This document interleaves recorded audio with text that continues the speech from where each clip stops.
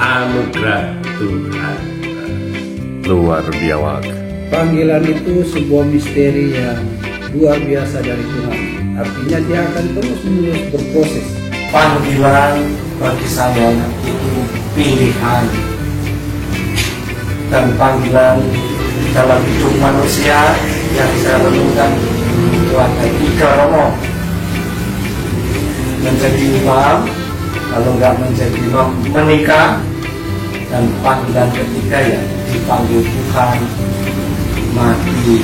Panggilan itu kasih Allah untuk saya. Kasih tahu nggak ya?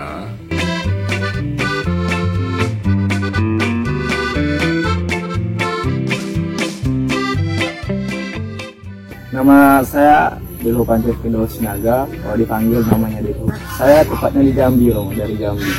Saya anak kelima dari 5 bersaudara. Nama saya Justinus Irfan Handrian, biasa dipanggil Irfan. Jadi saya berasal dari Curup. Curup itu mungkin sedikit daerah yang asing ya. Jadi Curup itu ibu kota Kabupaten Rejang Lebong, itu tepatnya di Provinsi Bengkulu. Bengkulu itu ya ada di negara Indonesia. Saya itu anak pertama dari 2 bersaudara. Saya anak pertama dan adik saya anak kedua itu masih kecil, kira-kira umur 8 tahun. Saat ini masih kelas 2 SD. Jadi jarak kami cukup jauh, kurang lebih 10 tahun. Nama saya Cornelius Dio Catur Kurniawan Taileleo. Panggilan saya itu biasa dipanggil Dio. Kadang juga ada beberapa orang manggilnya Cornel. Saya ini berasal dari Bandar Lampung. Kalau suku itu bapak saya itu orang Jawa. Nah, dan ibu saya itu orang Mentawai. Aku itu 4 bersaudara dan saya anak keempat dari 4 bersaudara tersebut. Dan uniknya kami berempat itu adalah laki-laki semua. Sekarang saya bersekolah di Seminari Menengah Santo Paulus Palembang. Kalau dalam arti seminari itu namanya Poesis, kelas 3 SMA. Sekarang saya sekolahnya di Seminari Menengah Santo Paulus Palembang, kelas Poesis atau kelas 3 SMA. Awalnya itu dulu motivasi saya untuk masuk ke seminari itu adalah ingin traveling menggunakan jubah. Karena saya melihat itu romo-romo itu seperti berkelana, seperti jalan-jalan kemana saja untuk merangkul umat-umat dimanapun. Saya masuk seminari itu waktu saya kelas 3 SD, ternyata di rumah saya itu kedapatan mas-mas Filipin. Dari situ saya mulai tertarik dengan mas-mas seminari itu, dari cara berdoanya, cara tutur katanya. Lalu dari situlah saya mulai mengenal, kayaknya enak deh jadi romo. Ini coba-cobalah saya. Nah, nggak lama kemudian saya juga menemukan suatu misteri. Ternyata menjadi romo itu hidupnya bebas, hidupnya itu indah. Saya juga semakin mengenal romo waktu saya di asrama. Dulu saya nggak tahu romo itu ya hanya sekedar melayani misa, tapi semenjak saat saya di asrama, saya itu menemukan banyak keunikan tersendiri dari sosok romo. Romo itu bagi saya sosok yang berwibawa, rendah hati, juga rela melayani dengan istilahnya dengan ketekunan, sabar, karena ya sudah tuntas, nggak perlu harus urus ini itu, hanya dicurahkan untuk pelayanan lah hidupnya. Motivasi awal itu saya dulu itu sejak kecil, malah sejak ya sebelum sekolah. Nah, di situ itu ada romo yang sering manggil saya itu Leleu dengan nada bicaranya itu yang unik, nada bicaranya itu, sehingga kalau saya dekat dengan dia itu pasti rasanya nyaman. Dan saya pun melihat Romo ini sangat sayang pada anak-anak. Lalu kalau selesai misa itu pasti keluar, habis itu anak-anak pada datang ke Romo itu, dan saya salah satunya. Maka dari itu saya mengagumi Romo itu, dan wow, Romo ini sangat menyayangi anak-anak seperti Yesus yang selalu ingin berbicara, biarlah anak-anak datang kepadaku. Berlanjut hingga SD, itu pun saya selalu mengikuti Bina Iman. Lalu sempat di SD itu saya ya nggak berpikiran lagi mau masuk atau mau ingin menjadi imam ini. Tapi di saat saya menerima pelajaran komuni pertama, disitulah akhirnya masuk lagi keinginan mau jadi imam itu. Apalagi sudah beranjak mau ke SMP, ada Romo yang spirit mudanya itu sangat kuat, dan dia jadi merangkul saya untuk mau tes ke seminari itu. Dan pada saat itu saya makin termotivasi untuk ingin menjadi imam itu.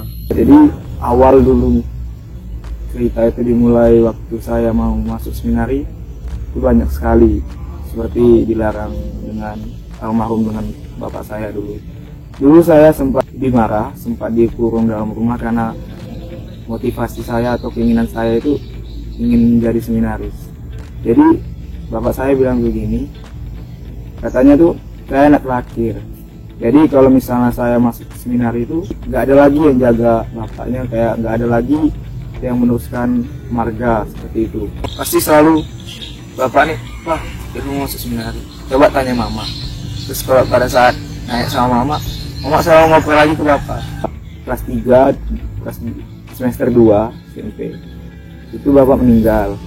Waktu saya mohon lagi, kayaknya memang nggak dibolehin. Lepas dari situ tuh udah lanjut SMA, izin sama mama, masuk SMA ini. Ya udah, masuk jurusan apa? Masuk jurusan IPA aja. Ya udah, tes aja kalau masuk IPA. Nah, agak susah kalau masuk IPA.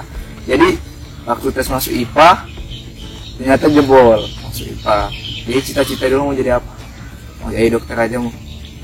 Tapi soalnya jadi Romo susah, nggak udah diizinin. Ya udah lanjut SMP, SMA 1 lanjut. Tapi kayak kalau lihat Romo saat misa tuh kayak panggilan aku sih, enggak kayak gitu.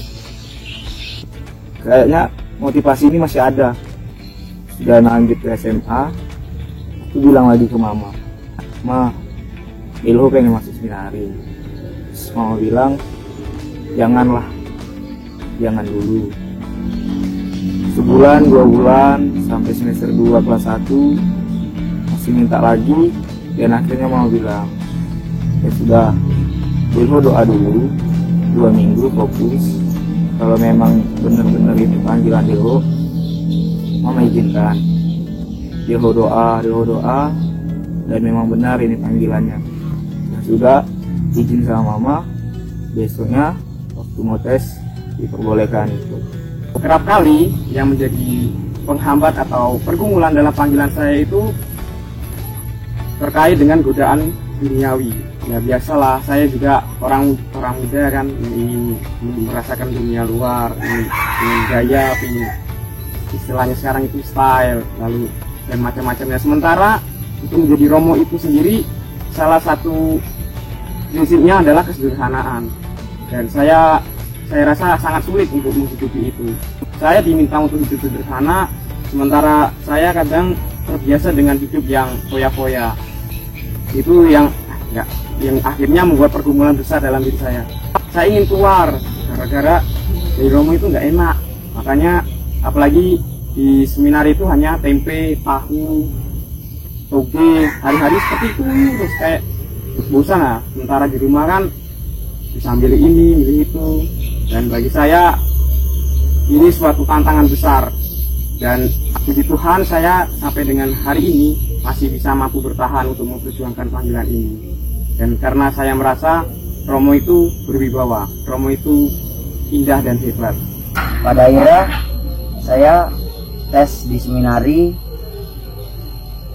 ikut tes gelombang pertama di bulan Desember itu, dan itu baru pertama kalinya meninggalkan orang tua, meninggalkan jauh. Walaupun Lampung dengan Palembang itu ya nggak terlalu jauh, tapi ya untuk seumuran SMP kelas 9 waktu itu masih ya rasa kangen-kangennya itu ada waktu tes itu. Pada saat itu banyak teman-teman saya yang akhirnya kenal, dekat. Pada saat tes itu selesai tes, pulang ke rumah masing-masing, dan sesudah itu saya tepat pada saat pulang sekolah itu, saya akan di sekolah itu sebenarnya tidak diperbolehkan untuk membawa HP. Nah, lalu saya sempat hari itu nakal membawa HP ke sekolah, dan pada pulang sekolah itu saya ngelihat grup. Ini grupnya ada tulisan penerimaan calon seminaris. Nah, pada saat itu saya deg-degan gitu, download filenya, lalu saya buka, saya urutin satu-satu. Itu nama saya itu di deretan antara diterima dan tidak diterima itu hampir dekat. Jadi saya benar-benar memastikannya itu, dan ternyata saya diterima di tulisan itu dan di label warna hijau. Nah, pada saat itu, detik itu saya lompat-lompat kegirangan. Teman-teman saya pun heran, ngapa Yuri lompat-lompat kegirangan, sampai saya teriak-teriak di depan warung sebelum pulang, warung sekolah itu. Ya, tapi itulah anugerah yang diberikan Tuhan. Waktu sudah disetujuin pun mau bilang gini, Mang, kalau dalam bahasa Batak, Mang, tinggalkan nanti mama sendirian di sini. Kan masih ada orang abang, bilang. Kan masih ada orang kakak, beda. Kau lah yang sering ngajak mama jalan-jalan, sama kau lah mama senang. Kalau jualan mama lo yang nemanin. Udah mau gimana lagi kalau itu cita-cita dia lo, dia bilang seperti itu. Terus mama bilang, ya udahlah. Ya, tapi kalau bagus itu jangan sampai putus ya Mang. Iya Mang. Ya, pada akhirnya saya masuk seminari, bertemu dengan banyak teman, lalu kakak kelas, ada yang nakal, ada yang berwibawa, pokoknya bermacam-macam di seminari itu. Dan saya pernah masih awal-awal masuk seminari itu makan tuh terong pedas. Pada saat itu bener-bener saya jarang waktu di rumah makan terong, tapi disitulah saya makan terong pertama kali itu. Makan terong pedas, habis dari makan itu langsung nggak kuat lagi, langsung sakit perut, dan pernah sempet saya nangis. Mungkin ya kangen orang tua ditinggal selama 1 semester itu kan. Teman-teman pun ada yang tahu, jadinya mereka saling menyemangati saya juga. Dan ya pada akhirnya kami berjalan bersama, kenal bersama, hingga kelas 3 ini tetap masih bersama.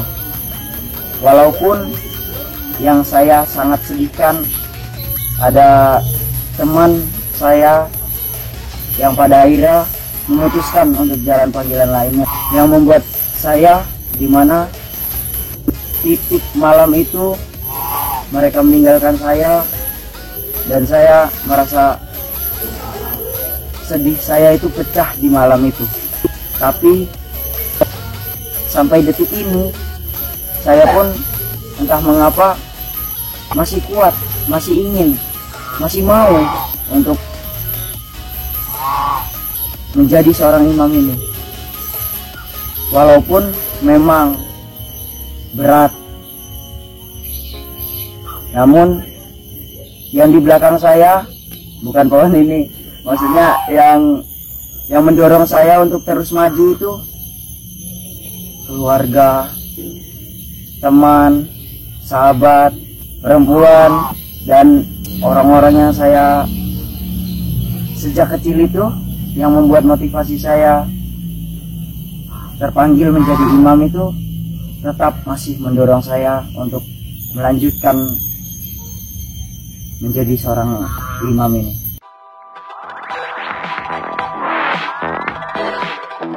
Nah, kalau namanya Yosef Susar. Nama baptis saya Aloysius Maria Luis Parera. Romo Titus Jatra Kelana. Imam Diosesan Keuskupan Agung. Saat ini bertugas di Seminari Menengah Santo Paulus Palembang dan Yayasan Universitas Musikaritas Palembang. Anak saya yang pertama namanya Fidensius dari Pascal Parera. Sekarang ada di Seminari Tinggi Santo Markus di Medan, Sumatera Utara. Sekarang masih masa tahun rohani. Dalam waktu dekat, bulan Juni ini akan mulai kuliah di Seminari Tinggi. Jadi awal mula dia masuk seminari, sebenarnya itu keinginan anak sendiri ya. Saat itu setelah tamat SD di Stasiun Gerebek ini, terus saya masukkan ke SMP Saverius 5 Pagi. Di sana mereka berinteraksi dengan anak-anak titipan dari Panti Asuhan Santa Maria Jalur 20 yang juga meneruskan sekolah di Palembang. Lalu saat SMP kelas 3, ketika dia pulang liburan, dia menceritakan kepada saya dan ibu bahwa dia berkeinginan untuk ikut tes masuk Seminari Santo Paulus Palembang. Dia sebagai orang tua, kami mendukung karena selama ini juga yang kami doakan, panggillah di antara putra-putri kami untuk menjadi pastor, ruder atau suster. Dan ketika anak mengutarakan maksud dia, ya kami sungguh sangat senang gitu. Berarti artinya proses doa itu mulai terwujud secara pelan tapi nyata. Keinginan untuk terpanggil dan masuk seminari itu semenjak menginjak bangku sekolah SMP.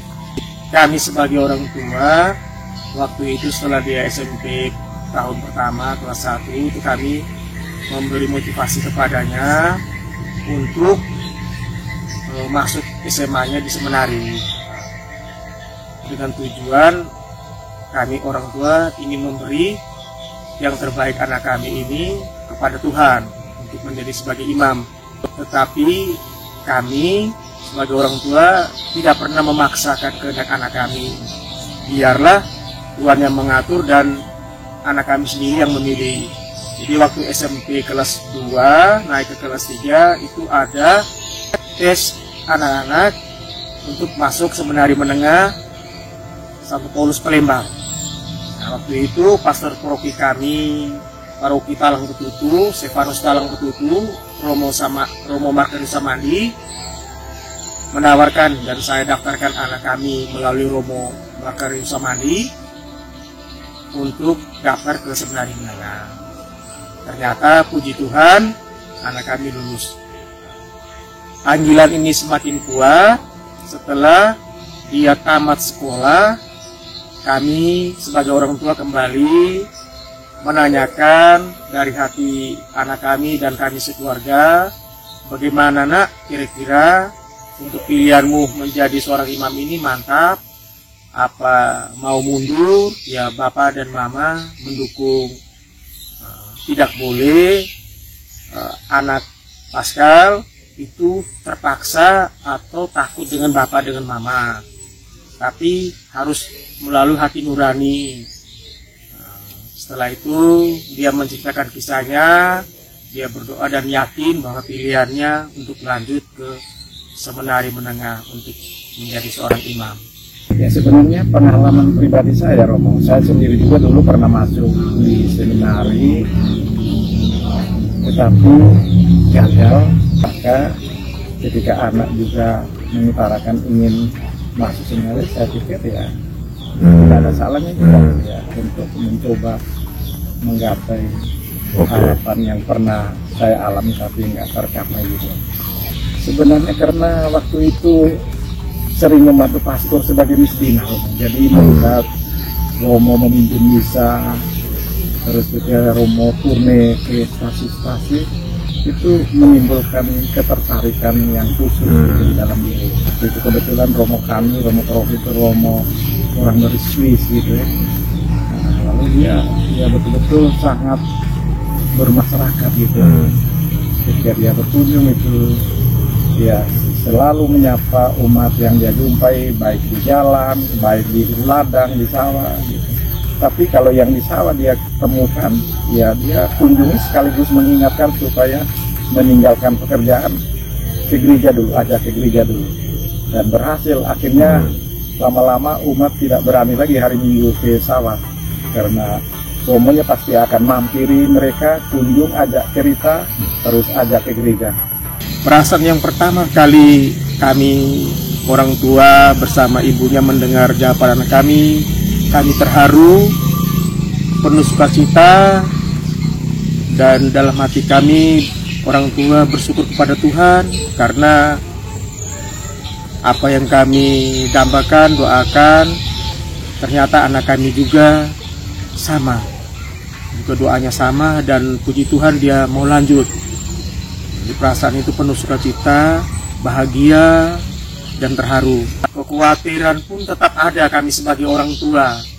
Namun kekhawatiran itu kami yakin dan percaya Allah yang Maha Kuasa, Allah yang Maha Besar, yang Maha Tahu, dengan dukungan doa kami, mohon bimbingan Roh Kudus kepada anak kami untuk selalu setia dan kuat di dalam menghadapi segala tantangan, cobaan. Kepada anak-anak saya yang masuk ke seminari, Romo, saya ketika jumpa mereka saat mereka liburan, waktu masih di seminari, baik seminari menengah maupun seminari tinggi, saya selalu memberikan nasihat kepada mereka.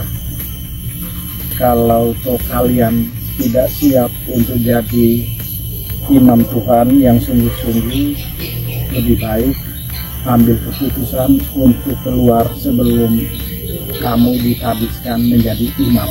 Ketika kamu sudah jadi imam lalu keluar, itu artinya apa yang dikatakan itu sudah nggak sesuai lagi dengan apa yang dibuat. Maka doa yang terus-menerus itu saya kira menjadi senjata yang ampuh untuk kekuatan mereka dalam membangun dan menghidupi imamat mereka. Harapan kami sebagai orang tua terhadap anak kami pasti yang terbaik, yang terbaik untuk anak kami dan terbaik untuk kami dan untuk Tuhan. Dan kami yakin dan percaya semoga ya, Tuhan menjawab doa-doa kami. Waktu saya dapat kabar bahwa anak kami sudah memakai jubah dan sudah frater, yang kami berdua bersama ibunya menangis terharu.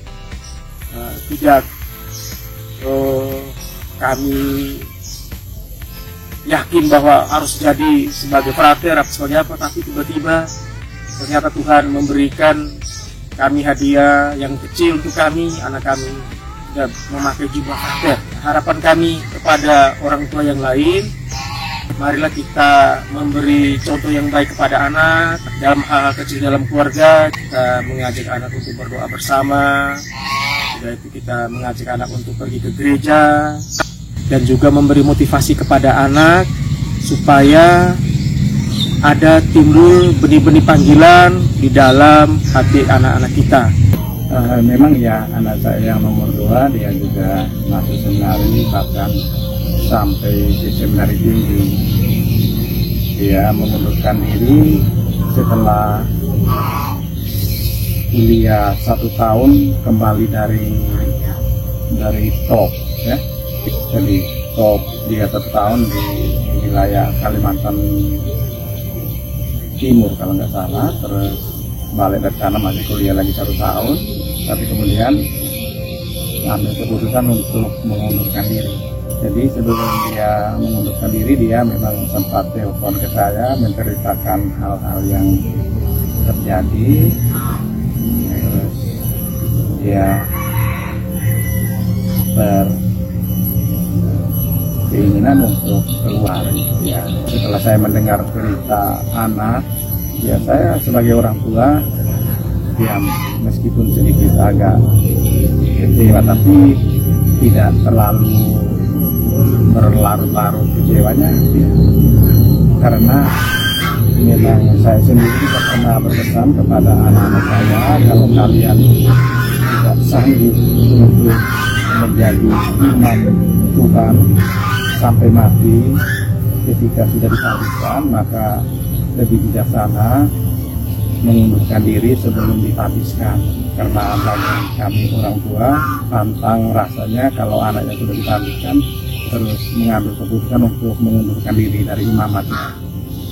Maka ketika anak yang nomor 2 ambil keputusan sebelum menerima sakramen imamat, ya kami orang tua mendukung karena memang alasan-alasan yang dia utarakan itu.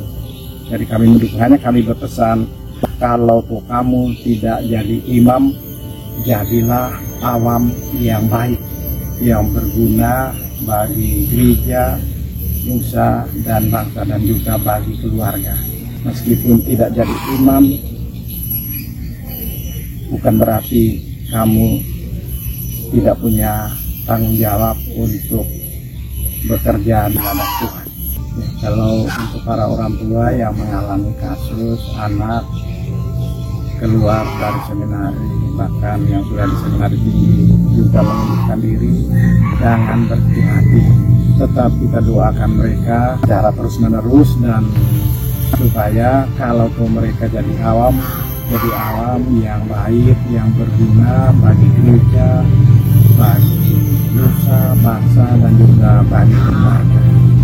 Ya, kalau dulu sih memang ya kalau kangen suka terpendam ya, karena komunikasinya kan masih sulit zaman itu. Tapi kalau sekarang si Romo sudah sangat cair lah gitu, sudah gampang, karena kalau kangen tinggal angkat HP, video call, sudah bisa ngobrol, tertawa, senang-senang gitu.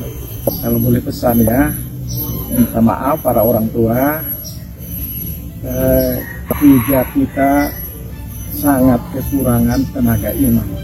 Contohnya seperti kami di Sungai Lilin ini, Wasi Paroki Santo Aloysius Gonzaga, itu punya 21 stasi yang jaraknya sampai ratusan kilometer, dan saat ini dilayani oleh 2 romo, dan sungguh masih sangat kekurangan. Maka untuk pelayanan Paskah dan Natal terpaksa harus minta bantuan imam-imam dari wilayah lain.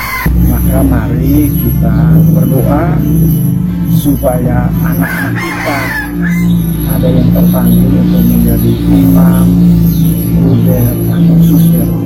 Jadi doanya harus kita khususkan kepada Tuhan untuk memanggil anak-anak kita, bukan anak-anak orang lain. Karena kalau kita hanya mendoakan Tuhan memanggil anak orang lain, artinya tanggung jawab kita sebagai orang tua Katolik masih belum paripurna.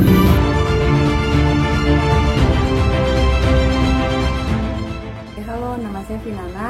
Saya kerja di bagian accounting di perusahaan distributor. Saya single, saya anak ketiga dari 4 bersaudara. Nama saya Marcel. Saya punya 3 anak dan 1 istri, 2 cewek dan 1 cowok. Sehari-hari saya karyawan swasta di bidang konsultasi. Saya Kristiana, saya ibu rumah tangga, saya punya anak 2. umur 11 tahun dan 10 tahun, seorang putri dan putra. Saya juga mempunyai sebuah komunitas yang saya layani.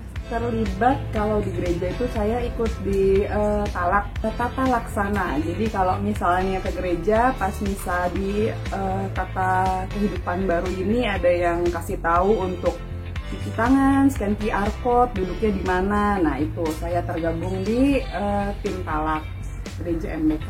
Tergabung juga di komunitas Domus Cordis di tahun ke-4. Kebetulan kalau di Domus Cordis ini mereka juga so-called menuntut kita untuk terlibat dalam function. Nah saya tergabung dalam untuk tim doa, sama sekarang lagi di data management. Jadi dulu memang ikut kategorial persekutuan doa pada waktu kuliah, tapi berhenti karena pekerjaan. Nah dari 2017 karena satu lain hal diajak juga oleh teman di paroki ya, kita membantu namanya program Discovery dari seksi kerasuan keluarga di gereja saya, paroki Bojong. Nah, Discovery itu untuk menuntun para pasangan muda yang mau merit atau lagi pacaran. Kemudian saya kebetulan gara-gara dari kepanitiaan itu diajak oleh salah satu pembicaranya, dan sampai sekarang terlibat juga di keuskupan dalam komisi kerasuan keluarga. Jadi KOPKK istilahnya yang diketuai oleh Romo Erwin MSF. Nah dari sana kegiatan saya berarti membantu Romo Erwin dan keuskupan untuk program-program KOPKK lainnya. Apakah itu Discovery, MRT, dan program-program yang sedang kita rencanakan. Jadi gara-gara pandemi saya banyakkan work from home ya, bahkan udah 2 tahun lebih sampai sekarang masih. Jadi di hari Senin dan Rabu jam 9:10 saya mengadakan Instagram Live bersama ya para orang yang mau hadir ya, biasanya dari teman-teman, untuk istilahnya doa dan inspirasi. Jadi ada nyanyi, doa berapa menit, kemudian inspirasi dari firman Tuhan, in total kira-kira 20 menit. Silakan di add not just live gitu. Jadi tujuannya sebenarnya membuat anak muda itu nggak hanya fokusnya ke sekuler, cari uang dan juga dengan kondisi masalah sehari-hari, tapi juga dapat inspirasi dari firman Tuhan. Tapi mungkin yang kedua ya saya consider pelayanan juga ya, jadi diajak sekretaris RT lah, terus juga ada kegiatan ini itu, ya itu mungkin saya rasa bentuk pelayanan juga sih. Saya anggota komunitas Tritunggal Maha Kudus, salah satu anggotanya, dan saya cukup aktif dalam membina bina iman anak-anak. Jadi pada saat orang tuanya, jadi kami komunitas Komsel kami ini komunitas keluarga, jadi setiap seminggu sekali kami berkumpul, dan orang tua, suami dan istri, mereka di dalam satu ruangan, dan saya membina anak-anak mereka, jadi memberikan kayak lagu-lagu sekolah minggu, lalu mengajar juga berdasarkan bacaan hari Minggu, kitab sucinya, Injilnya. Lalu abis itu ada pertanyaan-pertanyaan atau ada kuisis gitu, atau art and craft. Jadi di situ anak-anak mengenal siapa Yesus itu. Itu pelayanan saya di dalam komunitas. Pelayanan saya di dalam paroki itu adalah saya sebagai katekis. Saya mengajar, membimbing anak-anak komuni pertama dan juga anak-anak yang akan menerima sakramen penguatan. Kalau tim talak ini sebenarnya alasannya rada cheesy sih, Bu, karena saya kan sejak pandemi tinggal sendiri, terus habis gitu ketika misa dibuka harus rebutan tiket misanya. Kayak gitu kan dia ada giliran wilayahnya. Waduh, jarang misa nih kalau begini.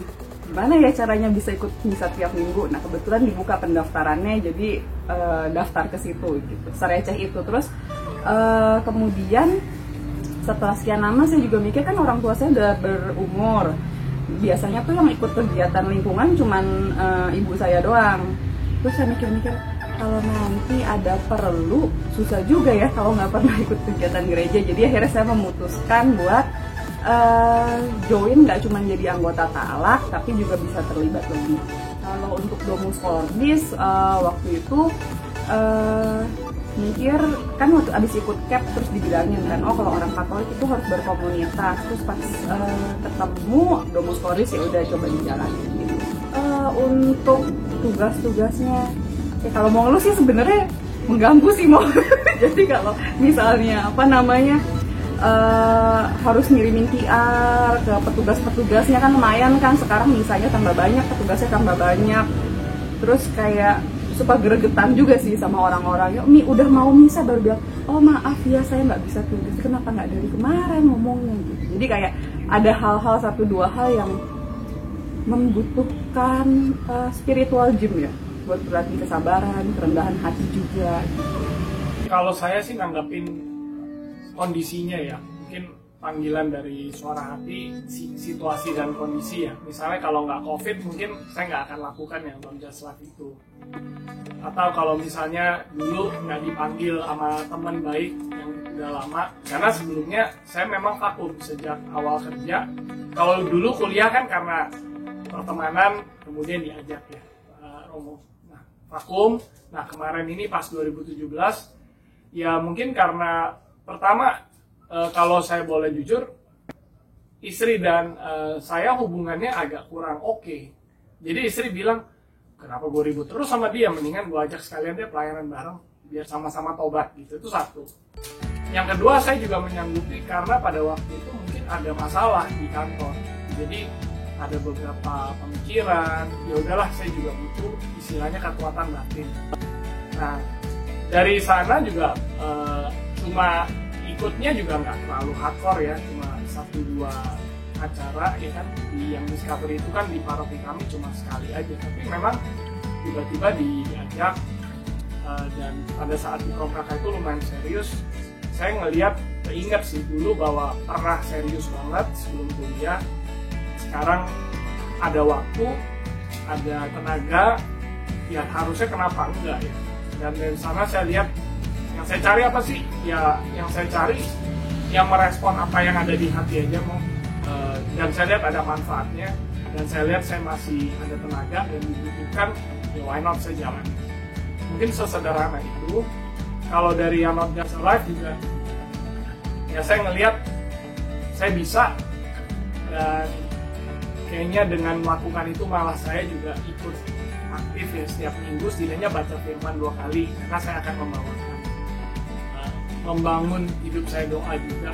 Jadi sama-sama baik, ada ide saya lakukan, bergulir gitu. Mungkin kira-kira secara dari luar ke sana, tapi kalau dari segi batin sih saya lihat yang kayak tadi Romo bilang, sebagai respon mengasihi Tuhan. Pada saat pertama kali kami membentuk KTM Kids, yaitu Bina Iman untuk anak-anak di dalam KTM, komunitas KTM, yang mendorong saya adalah kerinduan. Suatu kerinduan, saya rindu di mana bukan saja orang tua, suami dan istri yang bertumbuh di dalam imannya, tapi juga saya punya kerinduan anak-anak tuh mengenal siapa Yesus, bukan hanya dari cerita-cerita, tetapi juga dalam bagaimana mengajarkan mereka bagaimana buat tanda salib, bagaimana berdoa, bahwa Yesus itu tuh sebuah sosok yang tidak jauh gitu, tapi dekat gitu. Dan itu yang mendorong saya untuk berkarya, untuk terus mengajar anak-anak. Karena saya rasa saya harus melawan kemalasan saya. Nggak cuma glesor-glesor doang karena pandemi nggak bisa kemana-mana. Jadi belajar untuk keluar dari zona nyaman. Tentunya perasaan kalau ngikutin MOOC sebenarnya males, sebenarnya nggak mau. Cuman sesuatu yang ada adalah I have to do it. Karena waktu kemarin saya iseng, jadi dulu saya ikut ada bagian namanya kelas Trismapedia dari Domus Cordis juga. Terus habis itu saya nyari-nyari merchandise. Di situ ada kayak nyari quote Santa atau Santo gitu. Ada satu quote dari John the Ark yang dia bilang, "If God call me to do it, I have to do it." Jadi dari situ saya belajar kalau misalnya terlepas dari perasaan apapun yang saya rasakan, kalau misalnya memang udah komit, walaupun gak nyaman, walaupun mengganggu, baik jam tidur kah, atau gengsi saya kah, atau apa ya, tetap harus dilaksanakan karena komitmen itu. If God call me to do it, then I have to do it. Kurang lebih begitu ya frasenya. Jadi kamu merasa God call you? Iya, atau mungkin saya gila. Karena dari kacamata namanya pelayanan, saya ngelihat pasti ada unsur capeknya. Sebab kalau nggak ada capek, nggak ada pengorbanan, saya selalu bilang itu mah entertainment. Jadi dari sana sih saya nggak merasa beban, karena saya bilang ya Tuhan kayaknya manggil saya untuk mengasihi dan yang lakukan itu dengan kapasitas yang kebetulan saya lagi bisa. Ini kalau saya cerita sedikit, kenapa pelayanan bisa memberkati juga, bukan hanya beban. Dulu waktu saya jadi profesional, saya kan masih di dalam bidang keuangan.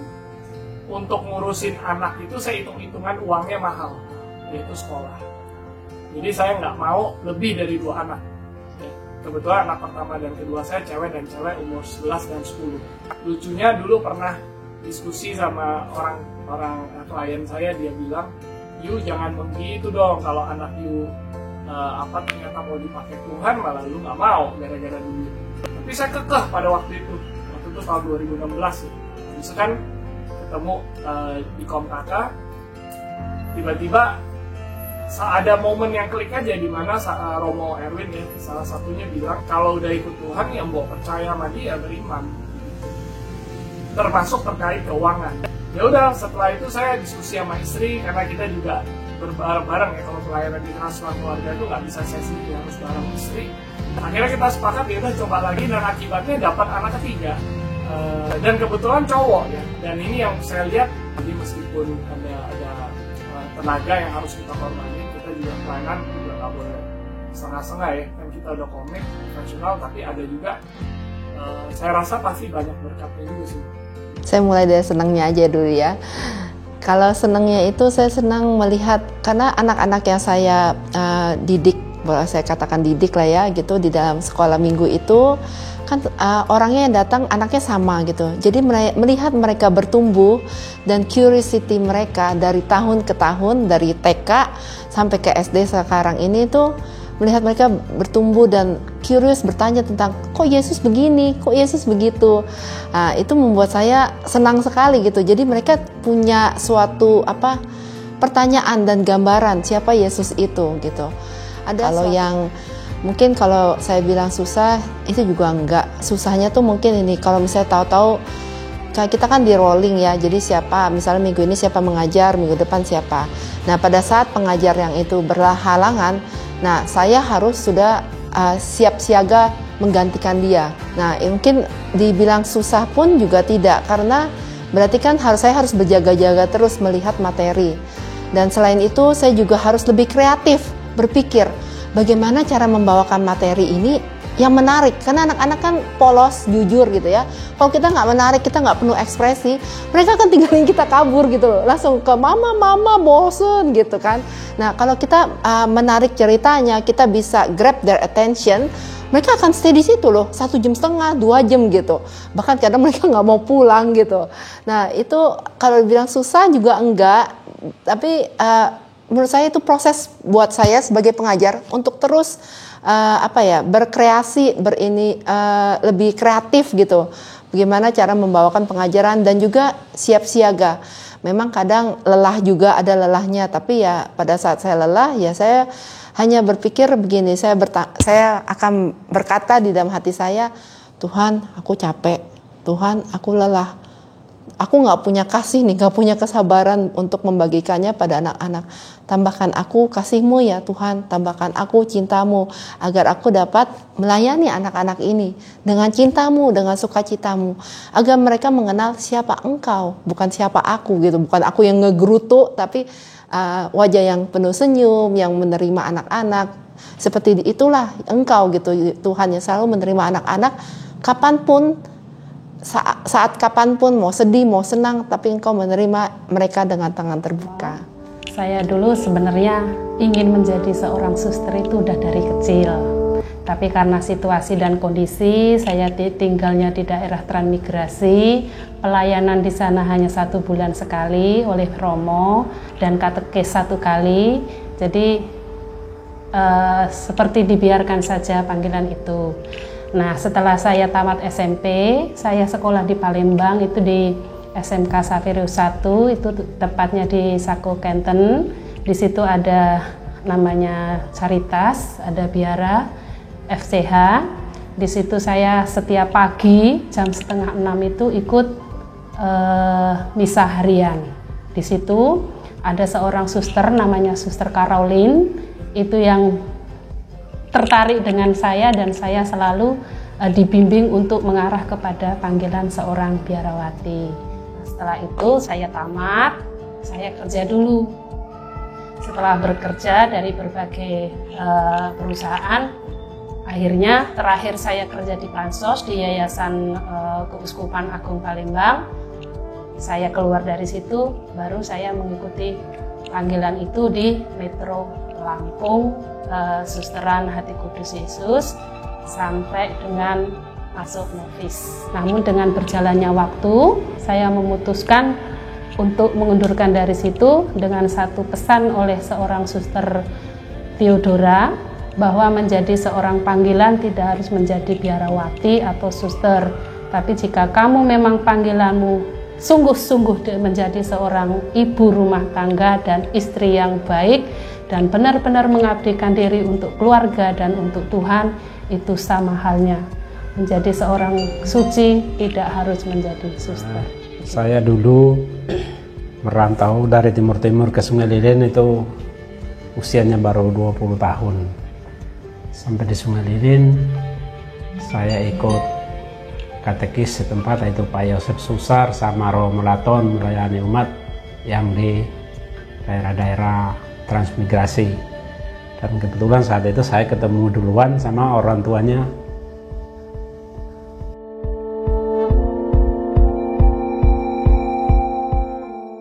Ibu yang di samping saya ini, itu bapaknya sama adik-adiknya, kakak-kakaknya di Tran, itu di Karangagung Ulu.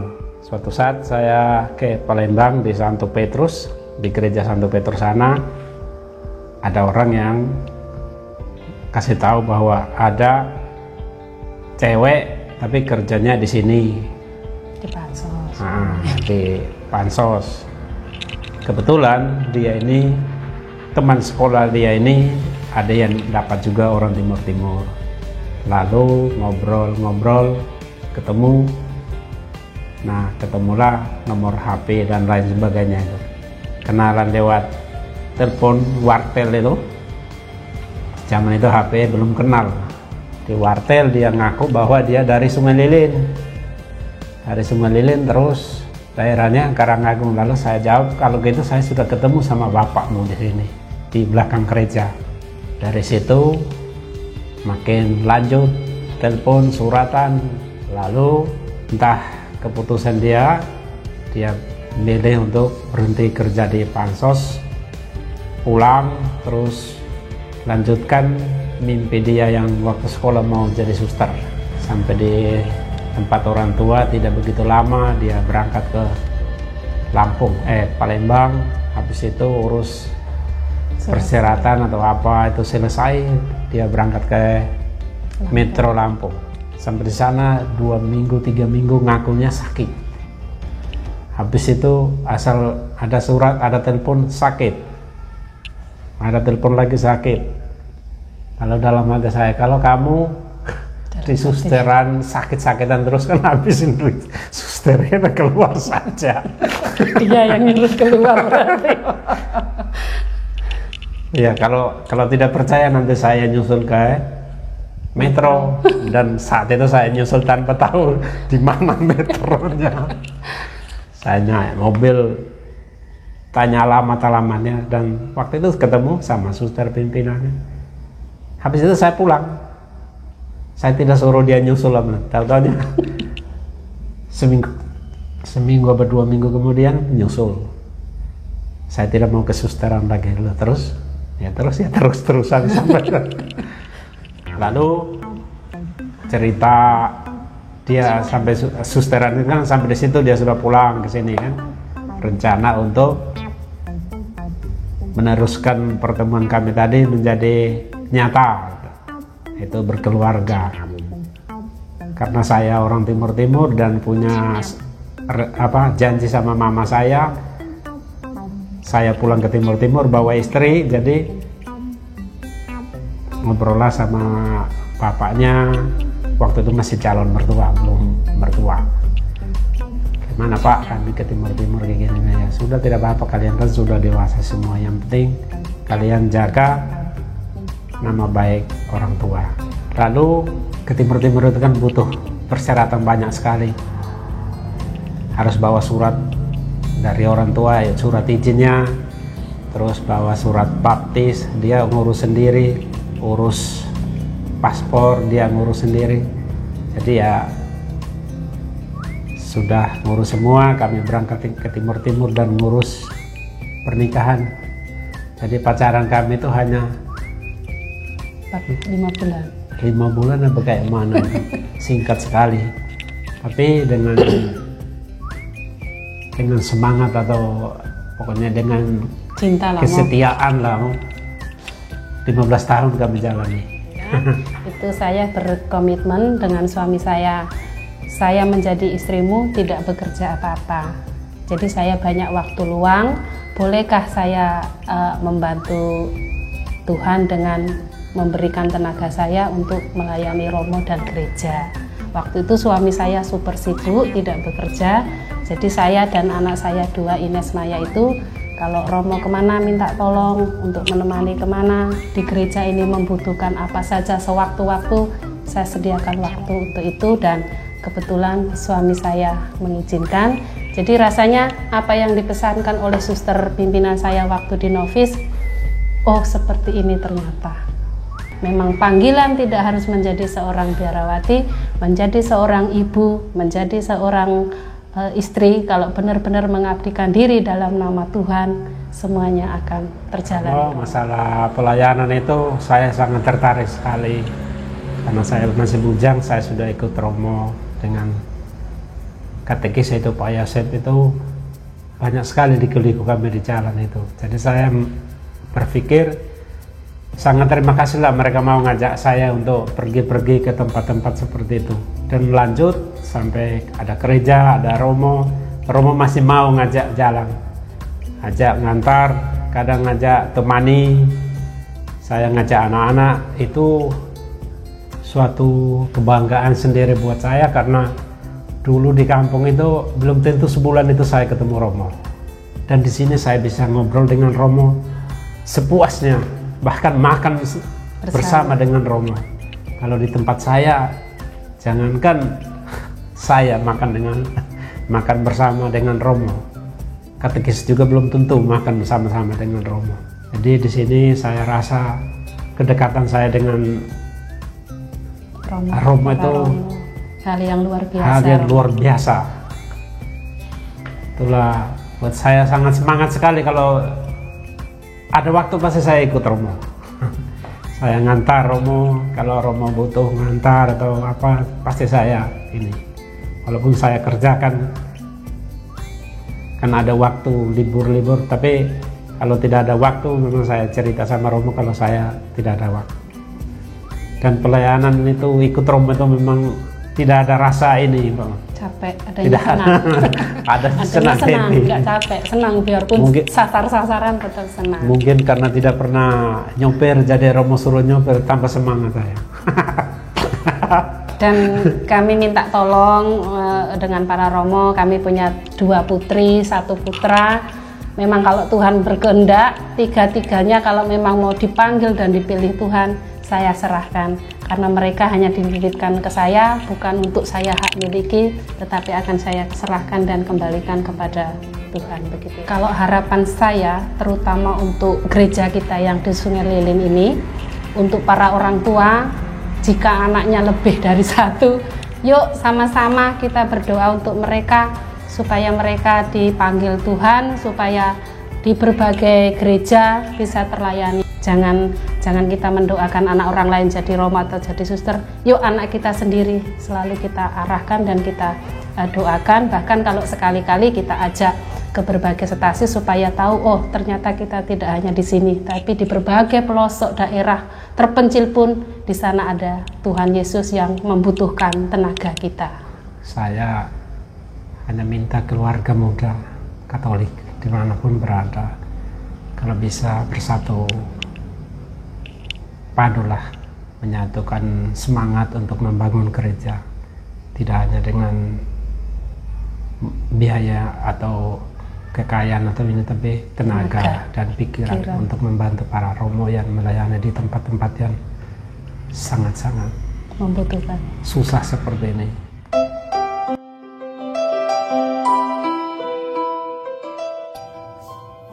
Panggilan menurut saya itu semacam dorongan hati mau kemana, seperti apa, dorongan hati yang didapat dari mana, itu yang dari, yang menurut iman kita dari Tuhan.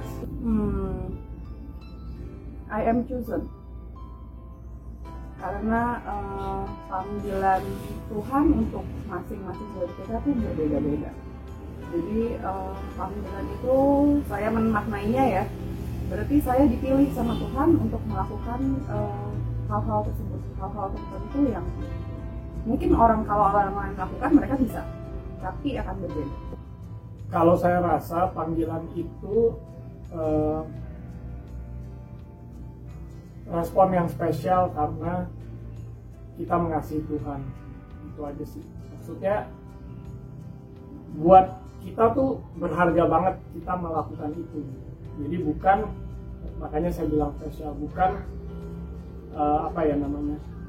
sebenarnya bukan kita minta orang lihat kita spesial, kita pelayanan, enggak. Itu justru sudah menurut saya merupakan respon wajib, tanggung jawab normal. Dan ya tadi respon spesial karena kita mengasihi Tuhan. Ya dia ibaratnya orang kalau sayang butuh effort lah. Dan kalau memang ada rasa itu ya perlu ditunjukkan, dan saya rasa banyak banget kebutuhannya dimanapun, apakah lingkungan maupun komisi, dan saya rasa itu sebenarnya respon wajar saya aja sih sebagai panggilan tersebut. Ya, didengarkan oleh suara yang memanggil, terus kemudian mengikuti langkah orang yang memanggil, lalu siap untuk kemana dibentuk dan siap untuk diutus.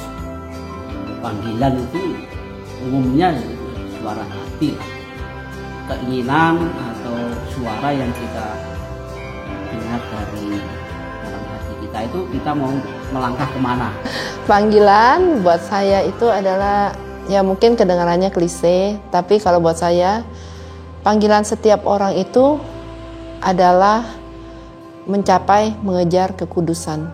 Bagaimana cara kita melakukannya itu tergantung profesi kita masing-masing. Kalau saya sebagai ibu rumah tangga, ya saya berusaha menjalani panggilan saya sebagai ibu rumah tangga melalui jalan kecilnya Santa Teresia Lisieux. Jadi segala sesuatu yang saya lakukan, baik itu memasak, mengajar, itu saya lakukan dengan cinta. Makanya seperti tadi saya bilang, kalau saya udah nggak sabar, saya doa, Tuhan tambahkan saya cintamu gitu.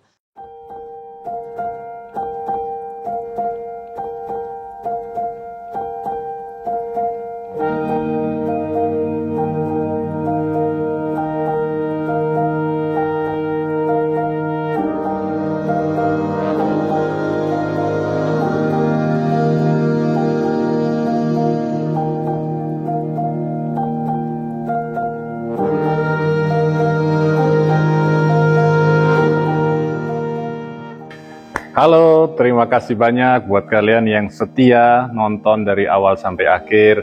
Mungkin tidak selama 1 jam, tapi sedikit-sedikit ya, semoga tidak skip-skip. Jadi, apa kesimpulannya? Apa sih panggilan itu? Saya tidak akan kasih kesimpulan, ya silakan kalau mau kalian menyimpulkan sendiri-sendiri.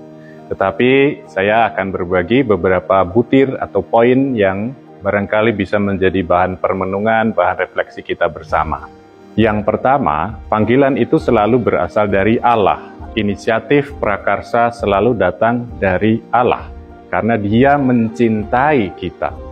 Jadi bukan jasa kita, bukan karena kita hebat atau sebaliknya kita sama sekali nggak hebat, ya. Tetapi sekali lagi dari Allah, karena Dia mencintai kita. Yang kedua, panggilannya adalah panggilan cinta, ya. Karena Dia kan mencintai, maka ketika Dia memanggil itu panggilan cinta, panggilan sayang. Yang ketiga, karena itu panggilan sayang, panggilan yang muncul karena cinta, tentu arahnya adalah hal-hal yang baik, ya. Kedamaian, kekudusan, kegembiraan, sukacita. 4, karena panggilannya dari cinta, ya, karena cinta mengarah kepada yang baik, tentu memang sungguh-sungguh membawa semua yang baik, kegembiraan, sukacita, rahmat, kedamaian, keselamatan, dan seterusnya. Itu orang-orang yang menjawab akan mengalami itu semua. Bahkan ketika belum selesai prosesnya, masih di tengah jalan, masih bergulat, sudah bisa merasakan semuanya. Kelima, apa ya yang kelima? Saya lupa, bentar. Meskipun memang memberikan segala macam yang baik, tetapi harus dikatakan bahwa dalam prosesnya juga dituntut tanggung jawab, kerja keras, ada capek, ada lelah, ada pengorbanan. 6, bagi saya tidak ada cara yang lebih baik, yang lebih masuk akal untuk menanggapi panggilan sayang itu selain memberikan diri kita sepenuh-penuhnya, supaya kita mengalami kegembiraan, sukacita, dan segala macam yang baik itu, dan sungguh-sungguh mengalami cinta Tuhan. Mari kita belajar memberikan diri kita seperti Yesus sudah memberikan diri untuk kita. Selamat hari Minggu Panggilan, Tuhan memberkati.